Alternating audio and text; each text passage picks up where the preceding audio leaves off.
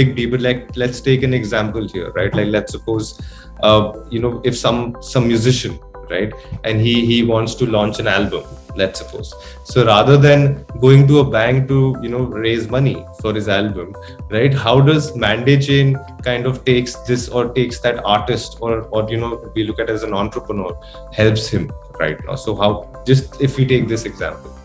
Yeah, I mean, more condensed versions of the same contract, right? If you think about it, like the same musician example that you took, right? I take a musician and I'm thinking, okay, fine, over the next 2 years, he might come up with 2 or 3 new albums, right? Right now, he doesn't know the kind of ideas he might get because it's a lot of creative work involved. But I can generally say, okay, fine, next 2 years, this guy has potential. He might come up with some songs, which might become a hit in the market, right? So I can make more fluid deals, right? I can say, okay, fine, dude, I'm going to give you X amount of money.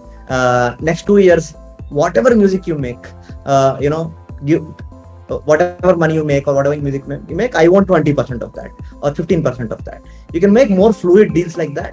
And it's not one-to-one deal. It's not one person going and offering a deal to one musician. It's many people together offering one deal to one musician, right? That's where the power is. It's the crowd coming together to one person's cause and funding him together on chain.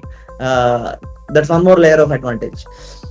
So yeah, the idea is, the same human IPO concept, it can be tweaked a little bit. The workarounds around the contract and the constraints and various kinds of tokenizations can happen, right? And with credibility, a chain certifying somebody for how credible they are, which is going into Mande-Chain, it becomes even more easier to be able to do that at scale.